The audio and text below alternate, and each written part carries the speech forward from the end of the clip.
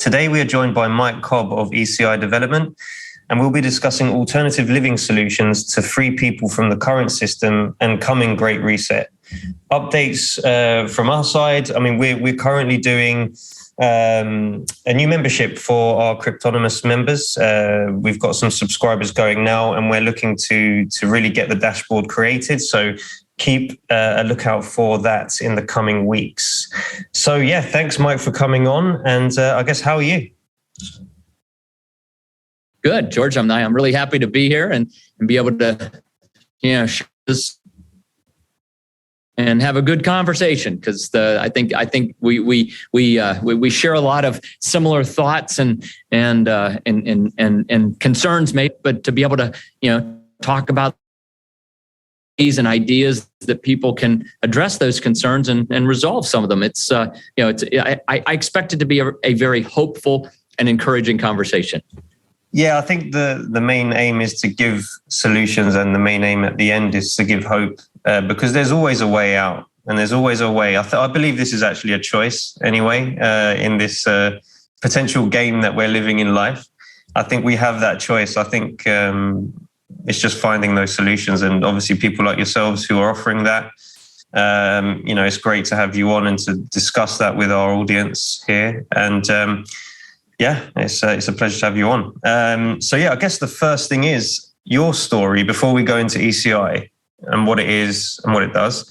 I guess your story on how you got to where you are now, and where was the aha moment in regards to I need to do something in regards to sort of alternative living. Well, it's interesting. So I grew up in Northwest Pennsylvania, in the country.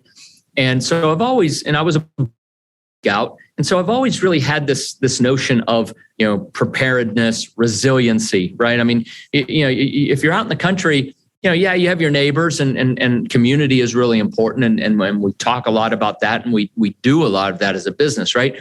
But you're kind of on your own a little bit. And so this idea of being prepared and having resiliency, I guess I grew up with it, right? So I think I got it, from a very, very early age. And, as I, grew up and went to college, and after college got into the business world, I was in the computer business in the Washington, D.C. area for about 13 years, and, really hit it hard. I was working for somebody else. But I always knew that I wanted to, be an entrepreneur. And so when I started traveling down to Belize in 1994 and seeing opportunities to serve clients in a way that they weren't being served here in Belize early, and then other countries of Central America, what I found was, there were ways to serve people who wanted to be in this part of the world that would give them the comfort that they needed and expected, from a North American standard, a type of product, but within a greater framework of community, really, really important. But then obviously, this idea of resiliency brought into it as well. And so over the years, we've been in business now 26 years. What we've really is an evolution of our ability as a company to provide this community first and foremost, because while we, I think a lot of us maybe like to believe that we're, rugged individualists, right? I mean, and I think that's a real term, and many of us see ourselves that way. It's certainly been the culture of, Northern Europe and North America for, a few hundred years, right? This rugged individualist, pioneering and those kinds of things. But the notion of community is also very, very relevant and probably much more relevant than this individualism, right? But the two hang together very, very well, because personal responsibility is a critical element of independence and freedom. And I would say that personal responsibility is actually the flip side of the freedom coin. Right? If we want freedom, we have to have personal responsibility, and that generally is individually driven. But when we're in communities, it gives us a lot more capacity. It's the idea of 3 + 3 is 6, but 3 × 3 is 9, or 4 + 4. I mean, the more you get, the bigger the multiplier, right? And so community lets us leverage our individual talents in ways that we can't. And so the company has really evolved, and our mission as an organization has changed over time to really serve a consumer mostly out of North America, maybe 80% say of our clients come out of North America, who are looking for something very, very different. They're looking for, in some ways, an escape from the nanny state, right? To be able to live free or be more free. But these folks also tend to be very adventurous souls, right? People who are thinking about moving overseas are adventurous. So when you blend in this desire to have resiliency, to have alternatives to maybe some concerns that we see as North Americans in this case, and then to be able to have options and alternatives. So that's really been the evolution of our business. And in the last 5 years, what we've also seen is a technological revolution that allows products like solar, like battery. I mean, in the last 5 years, the solar and battery technology has just leaps and bounds over where it was, 5-10 years ago. And so now you're starting to blend in a technological evolution or maybe even revolution on these elements.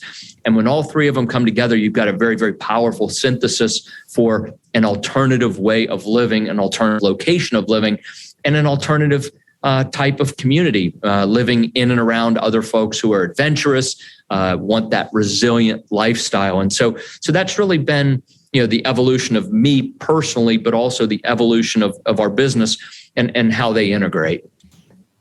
Yeah, I mean, there must have been a lot more demand for your products. I mean, we'll go into them shortly, but there must have been a lot more demand in the last couple of years. A lot of people obviously have noticed much more, maybe not even nanny state anymore. It's more of a like a Nazi state. But let's say, I think there must be a lot more demand. And I think we'll need to go into how easy it is for people to actually make this move, because it can be easier than you think, in my opinion. So I guess what is ECI in a very basic nutshell? A lot of people may not have heard of you guys in regards to what you actually provide. So yeah, just a very, brief overview on what ECI Development is and some of your products. Yeah. Well, let me touch on something first, because I think your point about a Nazi state or police state, whatever we want to call it. I mean, the technological abilities of Big Brother, again, leaps and bounds. 10 years ago, we didn't really see it. It wasn't so apparent. It was happening, right? I mean, they're building these giant supercomputer centers in Utah and other places. And I mean, NSA's been, figuring out how to crack every code there is and store information and monitor every phone call, every email, everything, right? And so artificial intelligence on that side of things has become far more sophisticated. And then obviously the storage capacity to do that likewise. And even if we just look at things like the metadata, right? The artificial intelligence overlaid on top of the metadata that's being collected by private companies, right? All the different search engines and other, and Facebook and TikTok and Twitter and all those aren't really search engines, but these social media platforms, right? So there's an incredible amount of metadata that's being collected, overlaid with this artificial intelligence that's just getting incredibly sophisticated. And so this is all happening, and we've known it's been happening. There are leaks about this and leaks about that. And we're listening to the Germans and they're upset and, right? I mean, there's all this stuff going on, but it wasn't until people were really forced to, be locked down, right? Close their businesses and get vaccinated or face significant penalties. You cannot fly on an airplane if you don't wear a mask. You cannot. Canada was much worse. I mean, I think if you don't get vaccinated, you can't get on public transportation or these kinds of things, right? And so you had this incredible top-down imposition of rules, laws, regulations, while at the same time people could very visibly see the hypocrisy of the leaders who were enforcing it without their masks, right? And so I think that juxtaposition of this police state kind of imposition of many things, while the leadership because masks are easy. Like you can't tell if somebody's been vaccinated or not, right? That you can't see that. But you can tell if Nancy Pelosi is not wearing a mask when she's getting her hair done, or John Kerry sitting on an airplane without a mask, right? Or Governor Newsom's out at the French Laundry eating this fancy dinner with his friends and standing up and talking without a mask. But anyone else would get, harassed or they arrested some paddle boarder out in the Pacific Ocean, out all by himself in the Pacific Ocean because he was violating a stay-at-home mandate. And I'm sure the Coast Guard and the police spent, tens of thousands of dollars, if not $100,000 to send a boat in to arrest this man, right? So you have this police state, but then you also have the hypocrisy of the leaders, and with social media and the very visual nature of these impositions, now all of a sudden people became aware of it in a big way. And so to answer the question you asked, George, yes, our business grew fivefold. From 2019, we're at about $3.5 million in sales. Last year, we were just under 25 million, 24 point something. So our business went from 3.5 to 25 in a 2-year period. And it was largely driven by people who had that, not a sense, let me just call it a sense. They were paying attention, but it didn't feel so urgent, right? Maybe there was smoke. They couldn't see the fire, but there was smoke blowing in right over the ridge, right? All of a sudden, when the flames are burning across the ridge and coming down, like there's a sense of urgency. And so, yes, we saw a tremendous amount of action, people taking action on concerns that they've been harboring for a long time, but kind of me at that low level, kind of, this isn't great, I'm not liking it, to holy crap, I got to get out of here. Or at least I got to get a plan B. Some people are moving, some people are making a plan B. And a plan B, probably a third of the people moving, maybe a quarter of the people moving, and 2/3, 3/4 making what I call as a plan B, which is you get a residency overseas, which again, we'll talk about how easy that is. It's very easy. And get a residence, a condo, a home, whatever, overseas, so that you're prepared, right? And if you want to use it as a vacation property, use it as a vacation property. If you want to put it in a rental program, put it in a rental program, right? Or if you actually want to move into it now or have it for an emergency in the future, you have it, right? So this has dramatically risen in terms of the amount of people doing it, but also it is fairly easy, and it's fairly affordable. It's a lot more affordable than most people think it is. And we can go anywhere on that particular element that you want to go, George. I just want to stop and make sure I answered your question, because I did run a trail out there. So I hope I got back to what you asked. Yeah, no, you definitely did. I think the interesting thing is that we needed to have to be forced to, well, I would say a lot of people had to sort of be forced to make the change now. I guess if it wasn't affecting your life before, like all these sort of mandates and stuff now obviously are affecting people's lives. But previously, things were going on in the background, and it wasn't actually in the fore for everyone to see, really. And now obviously it's basically there for everyone to see, all these sort of technocratic, communistic sort of things.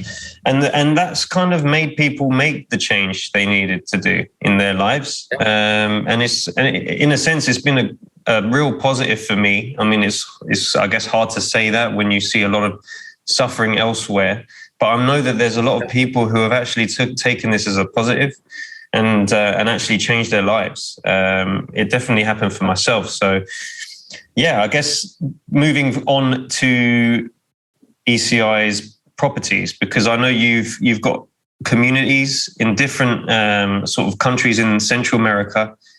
What are the dynamics of the properties? Because I've seen some tiny homes. I guess how self-sufficient are they? And is there a sort of banding where you can have, as self-sufficient as anything? So basically you are basically just fully self-sufficient, to some that are on grid, or are they all fully self-sufficient properties? What about the sizes of the properties? Are they all tiny homes, or are there a lot of sort of other options as well? Just to sort of go over some of the properties and the areas that you're in as well. Sure. So let me start at the big picture and work my way to specific products, right? What we've learned over 26 years of being in business is that, the different strokes for different folks, right? Some people are beach people. That's fine. That's good. But in Central America, you actually have three totally different kinds of beach. You've got Caribbean, which is the standard white sand, 16 colors of blue water, blah, blah, blah. You've got Atlantic, which is, again, the white sand, bigger waves, but it's Atlantic Ocean. And then you've got Pacific Ocean, which are the big waves. And each of them are very different, and each of them have a very different feel. So even if you said, well, I'm a beach person, you still have to kind of decide what kind of beach do you really want, right? Because you have choice. Some people say, well, I'm not really a beach person. I'm more of a mountain person. I want to live where it's springtime all the time, right? And so those climate types are very special. In fact, they've actually been probably the earliest, biggest draws to places like Costa Rica and Mexico with Guadalajara, San Miguel, Central Valley of San Jose, Costa Rica, the Central Valley. Again, these were places that people flocked to. Cuenca, Ecuador, Medellin, Colombia, because it's springtime all the time. So it's not at the beach; it's in the highlands, but it's cool weather, right? And so again, different climate types sort of drive different people's interest, right? Well, what do you like? And then there's the notion of, do I want to live in a city? Okay, fine. Do you want to live in a modern city, or would you rather live in an old historic colonial city? Or do you want to live in a town? Right? Because that's a choice too. Or do you want to live at a resort setting, right? A lot of people want to live in a resort setting. They want a golf course. They want tennis courts, right? Other people say, you know what? I just want a farm out in the middle of nowhere, right? So again, we serve many of those. We don't serve all of those, but I bring them up to this particular discussion because it's really important for folks to understand that moving overseas, it really can be almost anything. You can mix and match. You could have an old colonial city at the ocean, Cartagena, Colombia. You can have an old colonial city up in the mountains where it's springtime all the time, Cuenca, Ecuador. You could say, well, I like the always springtime, but I want a modern city, Medellin, Colombia. Well, I want a modern city at the beach. Oh, Panama City. Somebody says, I love Phoenix. I love the desert. I really wish I could have desert at the beach. No problem. Cabo San Lucas, Mexico, right? Or, oh my gosh, I love Key West, or I love the Turks and Caicos or Cayman Islands, but my gosh, I can't afford $2 million.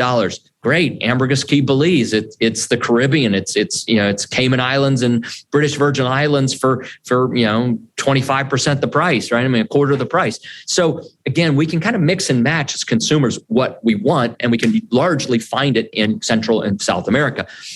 So what we've done is today, we started in Belize 26 years ago. We bought our first property in Nicaragua in 2000. We have property in Costa Rica. We have 2 properties in Panama. We have a third in acquisition in Panama right now, all very different. And we have a new acquisition in progress right now in El Salvador at El Zonte Bitcoin Beach. And that one is a little bit different. I mean, it's a Pacific Ocean surfing destination, but the community there will be a community of Bitcoiners, and it's being built specifically with our partner there, Mike Peterson, the godfather of Bitcoin in El Salvador. He's the guy that got it all started there. He is our business partner, and we're going to build a community, not so much for geography per se, but for the Bitcoiners who want to, in 350 addresses between condos, homes, and tiny homes, right, to build a village for people who are true Bitcoin maximalists, right? I want to be around other people who love Bitcoin. I want to be around my tribe, so to speak. So sometimes you're talking about a weather or diving in Ambergris Caye, Belize, or surfing, say at Grand Pacifica, or a climate type that's something, right? Sometimes you have those pulls. In this case, in El Zonte at Bitcoin Beach, it's a tribe of Bitcoiners. And so being able to build communities for these various interests is important. And so, I'm going to use our Grand Pacifica just for a minute, because I think it's the broadest of property options. So we have everything from large home sites, estate home sites, an acre on the Pacific Ocean, to these tiny homes. And so the tiny homes, by the way, are 100, 150 yards from the Pacific Ocean. but they start about $135,000. So you can actually have a home 150 yards from the Pacific Ocean for $135,000, right? That's a tiny home. We have, I'm going to call moderately sized homes, 1,500 square feet homes on the water, on oceanfront on the Pacific for about $400,000. If you want one of these 1 acre estate lots and build a $1 million house, you can do that as well. But and then we have other homes that kind of range from say 150 to about 300,000 on whatever between a sixth of an acre and quarter acre home sites. So it's the whole range of things. But we have 2,500 acres. We've got, I'll make up a number, maybe 25 acres right now in various fruit producing species, whether it's mangoes, sour orange, noni, and we have several other species as well that we have already planted as orchards, fruit producing. We have probably 100 acres of corn and sorghum in season that's on the property. It's continually farmed. We have some cattle on the property as well. And we just at the behest of some of our residents who have moved to Grand, we have about 100 homes under construction at this moment, and about 30 folks have moved and are renting homes in anticipation of their home being completed and then moving into their new home. We have about 30 folks that have done that, and at their behest, we've actually created two, what I'm going to call a truck farm. I don't know what else to call it, but vegetable garden kind of plots large. I mean, a couple acres total of vegetable garden in addition to all the other agricultural elements. The tiny homes are all solar. We do run fresh water to them.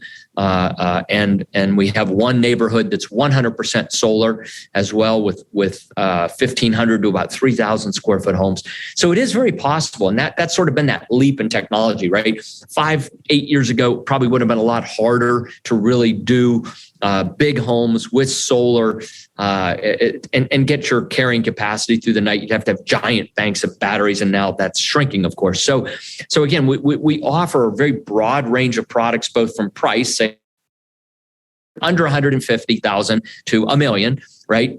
And then the other thing, what we're doing in Nicaragua is we're in acquisition of a couple farms close to Grand Pacifica, maybe 3-4 miles away, where people could actually own between 10 and 15 acre farm parcels where, that they would be, they could farm kind of pretty much anything on, 10 to 15 acres, whatever grows in Nicaragua, but corn, soybeans, sorghum, other crops, rice grows very well. So again, these would be very, very resilient, agriculturally food resilient home sites that people could have. But even inside Grand Pacifica, we have a large degree of resiliency with what we already have there. So did that answer the question, George? I run long trails, and I think I'm covering stuff. But if I missed something, please point it out and let me know. No, you definitely answered a few of the questions actually that I had. But I think I was actually unaware of the fact that you guys did agriculture as well and farming, which is great, because really this sounds like an all-in-one solution for someone. Basically it's just almost like a ready-made exit plan. And that, I think this is very important for people to know that there is this option out there. And there's obviously a growing need to sort of move away from potentially big cities. I know you can cater for that, but I guess there's a growing need, at least in the West, to move out of those types of places, to decentralize your food, decentralize your energy, especially now as we continue moving forward. There are preconceptions in the West as well about the types of how Central America is in regards to how the people are. We know most of that is kind of propaganda.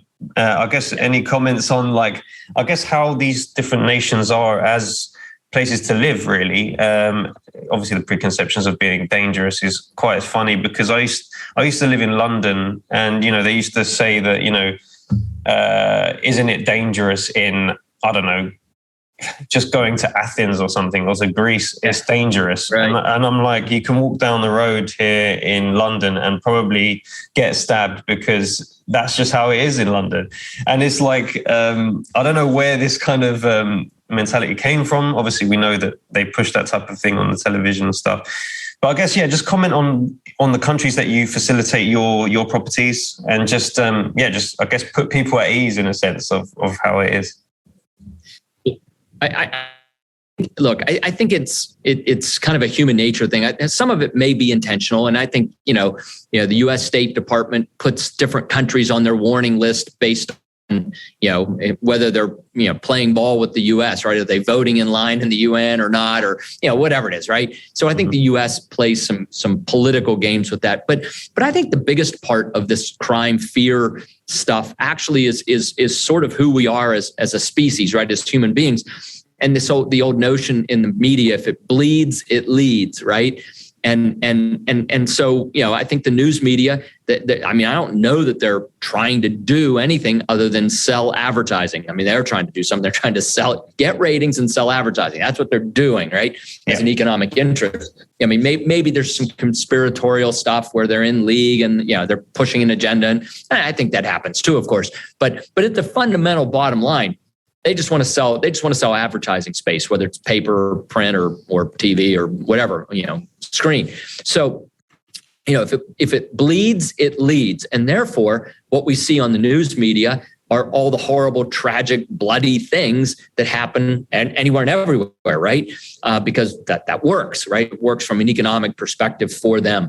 The reality, as you know, London can be dangerous. London can be safe. Any city can be dangerous. Any city can be safe. Two factors. One, crime is generally local. Lightning can strike anywhere. It can, but it doesn't, right? Very often, right? So it's crime is local. There are certain neighborhoods in London that are far more violent than others, where your risk of being stabbed go way up versus way down, right? So there's sort of that locality piece. And then there's also the behavioral piece, right? If I'm out at 4 a.m. and I'm trying to buy some dope, chances are I'm putting myself at a greater risk than if I'm at home in my bed at 4 a.m. asleep, right? What's the risk factor, right? One is, so we have location and we have behavior. And so just to be very specific, I moved to Nicaragua with my blonde wife and my tow-headed daughter, who was 2, in 2002. I moved them to Nicaragua, and we thought we would live there for 2-3 years. We ended up staying 14 years because my wife loved it. And we had another little daughter that came along. And George, I travel all the time. I literally was gone 2 to 3 weeks a month, leaving my wife and 2 daughters who don't look Nicaraguan at all in Nicaragua, for the better part of 14 years. And there were 0 incidents. We had no incidents in 14 years, but again, we lived in a neighborhood that was relatively safe. Again, lightning can strike anywhere, but the neighborhood was safe. And my wife and daughters were home in bed at 4 a.m, right? So again, from a location and a behavioral standpoint, like we took the right approach. I believe the right approach, the safe approach, right or wrong, the safe approach. And so, when you look at countries, you can't look at a country just like you can't even look at a city. Like you can't say, oh, London's safe, London's dangerous. Yeah. Both statements are true, right? And so when we start to look at where crime happens and how crime happens on the behavioral side, if we choose to be safe, we can be. And so as a developer, right, we look at parts of the country where we do our business, and we find the places that are generally safe, and we don't control people's behavior. The people are people; they'll do whatever they want, right? But from a location standpoint, where we develop is safe, and I'm proof pudding. I mean, I left. I felt comfortable enough to leave my wife and daughters alone in Nicaragua 2 to 3 weeks a month for 14 years. And if I thought it was dangerous, A, we probably wouldn't have lived there, and B, I surely would not have left them alone, a couple, 3 weeks a month. So I think that's the crime issue. But let me give the solution. The solution to the crime issue is really a trip, right? I always tell people the single best investment you can make is in a plane ticket and 3 nights hotel fare. That's the best investment you'll ever make, right? Because you have to judge something for yourself. What I think is safe, you might not feel is safe, right? Or as safe. I mean, it's a spectrum, right? But the point is that if I get on an airplane and I go somewhere for 2 or 3 days, 4 days, whatever, at the end of that 2, 3, 4 days, I'm going to have a pretty good sense of whether it's right for me from a safety standpoint. Let's call that first, but also from a climate standpoint, from a friendship standpoint, from a community standpoint, from a just simply, gosh, how did it feel to be there, right? I mean, like, that's a big deal. How did it feel to be there? So, 3, 4 days is enough to really get a sense of that. I don't know that that's enough. Look, for somebody getting a plan B is a rational decision. I need a plan B. I need a place that I can leave and move to and stay for the rest of my life if bad stuff ever really starts happening in my home country. That's a rational decision because it doesn't really matter how much you like it or don't like it. Safety's a factor, of course. Resiliency is a factor, right? But if you feel like, okay, that's a safe area and there's a level of resiliency that meets my desire, right? Those are rational decisions. Whether you like the weather or not is irrelevant because you're not moving there for the weather. You're moving there because something horrible is happening up home, right? And so, and for most Plan B buyers, right, a Plan B owner is somebody who says, this is a rational decision. I might vacation there if I happen to like it, right? But even if I don't like it, it's a great Plan B. But at the same time, here's the really cool thing. Even if you don't like it. So for example, I like to use the example of Hawaiian pizza. I don't like Hawaiian pizza, but if I owned a pizza parlor, I would sell Hawaiian pizza. Why? Because it's not about what I like. It's about what other people like. And so the really cool thing about setting yourself up with a Plan B is that you can own this home, you can get your permanent residency. And if, let's say you like it enough to vacation 2, 3 weeks, 4 weeks a year, but the other 50 weeks a year, you can put it in a rental program because there are lots of people who love surfing in Nicaragua, who love diving in Belize, who love hiking in the coffee plantations in and around, Boquete, Panama Islands, tropical highlands, right? Lots of people love those kinds of things, right? And so one of our businesses is to promote the rent of homes and condominiums when they're not there, because it's a way for them to help offset their costs, right? Talk about making money, right? Because look, at Plan B as a cost, can we offset those costs? And to some degree, a little bit, a lot, all of them, maybe we make some money. Yeehaw, that's great too, right? And but the notion of a Plan B is sort of like insurance. I don't know what else to call it. It's insurance, right? And so you put it in place, and if you can get some offset cost, that's tremendous. And if you can make a little money, that's even more tremendous, right? And if you can use it as a vacation property, awesome. Right? But that's not why we do it. We do it because we want the Plan B.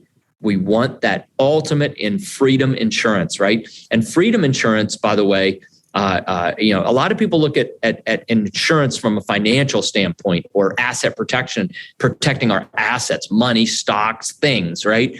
But freedom insurance is ultimately the most important because, while we might have financial freedom if we're a prisoner in our country because we don't have a residency somewhere else, right? We don't have a home somewhere else to go to, and things really get tight, tough, and ugly. What do we really have? We might have lots of money in the bank account, but if our life is miserable, where we are, and it could be tremendous somewhere else, that's why people are doing it. And so we've structured our business in many ways to help facilitate that solution for people who want the Plan B. And again, it's insurance. It's a rational decision. It's interesting in regards to what you were saying previously about actually visiting the places. 3 days and a plane ticket. It's really true because, there's always these preconceptions, but unless you actually see it for your own eyes and actually spend some time in a place, I don't think you can actually even have a judgment. Obviously, other people will tell you probably most of the time negative things because most people unfortunately tell negative stories about most places and most things. It's just what I guess humanity is drawn to in this stage. But I think it's very interesting to say, yeah, go and visit those places, even if it's for a few days. Just judge it for yourself. It might not be for you exactly, but there might be another place for you. If you're just stuck and you're not seeing anywhere else than where you are, then you can't open your eyes to what's potentially better for you and your family. And I think that was a really, great advice, to be honest. I guess we've been giving, by the way, we've been giving that advice for 26 years. We've been given the same advice for 26 years. In fact, I'm in Belize right now. That's why I've got this beautiful white wall behind me. I'm in a borrowed conference room to get this quiet time. But I'm in Belize, and I was driving my golf cart. I parked my golf cart, ran upstairs to my condo, and there was a guy out on the front porch. And I'd seen him 3 or 4 times, but I hadn't spoken to him. Ron is his name. And Ron's like, yeah, I'm renting here. I'm getting my residency in Belize. And, and he said, I can't remember how it came up. He said, yeah, I think I'm going to go to Nicaragua and check out your place there. I said, are you, what are your thoughts? What are your intentions? He goes, well, someday I want to buy, but I just didn't want to do it. I wanted to rent and see if I liked it. And I said, Ron, that's exactly right. I said, we tell people, it sounds crazy coming from a developer, right? But we tell people at conferences, I give presentations, I write about this stuff, rent before you buy. Right? Rent before you buy, because, again, whether something hits your heart right is a very different experience. So a lifestyle purchase is very different from a plan B purchase, right? Mm-hmm. I think 3-4 days. Okay. Yeah. I could live here if I had to. It's nice. It's beautiful. If I'm not here, oh yeah, I can see, we can rent this place out. There's a golf course, there's surfers. I mean, so that's all rational stuff, right? But if somebody, and about a third of the folks we're building homes for right now at Grand Pacifica are already there or plan to move when their home is done. And so for those people, right, it's a lifestyle decision, right? It's going to be their home. And so those two evaluation processes are very different. One's a head decision, right? Insurance, rational, plan B. The other's more, I'm going to live there. Like, it's a very different evaluation process. So, but both are extremely relevant depending on why you're making this overseas ownership decision. Yeah. Yeah, and it goes down to, I guess, very similar to my situation, really, myself, being in the Mediterranean. Unfortunately, I'm in a place where we're in the EU. However, I like the lifestyle generally. In a sense, We have the beach. That's for me. We've got the mountains. We've got a lot of the things that we like. We have community. We know people here, which can help. In regards to a Plan B solution for myself, as an example, I would probably look at Central America, because I know that the EU, in my opinion, as what I can see, is more technocratic and more controlled compared to Central America in large numbers, right? We can see Central America is a vast land. They never really get involved in too much war, really, in regards to external war anyway. So that's an example of what I would suggest as a plan B for myself would be in Central America compared to a plan B being where I am now. This is more of a lifestyle that I sort of prefer myself. Right, I guess going into more of the nitty gritty stuff, which is an English term for like the small details. I guess it's like more on the actual how easy it is for people to actually get into these properties. So what I guess is the minimum people will need to put up front? Is there a sort of loan opportunity, or is there a minimum deposit that can be put on these properties? What are the price ranges? I know you already kind of mentioned that, but I guess let's say there's an average family in the US who they don't have too much savings. They're quite, I guess, new to this, and their savings aren't as large compared to some guys who've got some wealth behind them. What options do they have, in a sense, if they wanted to leave the US or Canada or anywhere else, and they just wanted to make that step? And then also residency as well for those types of people who want to move there permanently. How easy is it? And what, I guess, is the process? Sure. And George, I know we started a little bit late because of my internet, and I apologize, but I have got a board meeting that starts in 11 minutes. And so let me make some very specific, quick answers, but also offer folks the ability to reach out to us, okay? And we can provide incredible specific detail, the nitty gritty, as you say, on any of the products, on any of the information about loans. But very generally, what I would say is, we can offer financing on any of our products up to 80%. So people need to come to the table with 20%. So let's say it's $150,000 tiny home. Again, they're about $129,000, but let's call it $150 because that's easy math for me. They need to put $30,000 down. They can borrow the rest. So 80% financing. Any investment, say in Nicaragua, Grand Pacific, over $30,000 entitles you to a residency. So the legal paperwork on that maybe is $7,000, government fees, I don't know, but call it $7,000 to be safe, right? So $150,000 home, tiny home or less, and then another, say $7,000 for your lawyers and your legal fees. You actually get a home and a permanent residency in Nicaragua. So it's pretty easy to do, right? And a lot of folks are doing that, of course, because if you have a plan B, you want a residence and you want a residency, a permanent visa. So you want both. One of the things that we've seen a lot of people do, because we serve a lot of people coming out of the crypto space, there are organizations now that will let you pledge your crypto as collateral for a fiat loan. So we have a lot of people who pledge their crypto and then take that cash that they get from their, from the collateral in the crypto, use that to down payment or purchase a home outright. We also accept crypto for folks who want to pay any part of their home or condominium with crypto. We accept, 10, 11, 12 of them, different ones. And again, the nitty gritty, we have all the information for folks on that. Belize, flip gears just for a second, British Honduras. So all the folks over in England and the UK who remember it as British Honduras, studio condominiums, starting, they're about 3 blocks off the Caribbean. So short walks that's where my condo is. That's where I stay. 3 blocks off the water, starting at $129,000. So $130 for a beautiful studio condominium. It's actually in a Best Western branded hotel community. So you can use it as a vacation property. You can put it in a rental program, but you can also live in it. We have like Ron that's downstairs. He's a long-term renter. He's been there almost a year. So again, lots of lifestyle choices. We have a Marriott property and development that's right on the water here in Belize. Those properties start about $350 and go up. But again, a Marriott oceanfront residence on the Caribbean, right there's the Caribbean Ocean for $350. So kind of price points, again, that sort of under $150 up to kind of whatever you want to spend kind of numbers.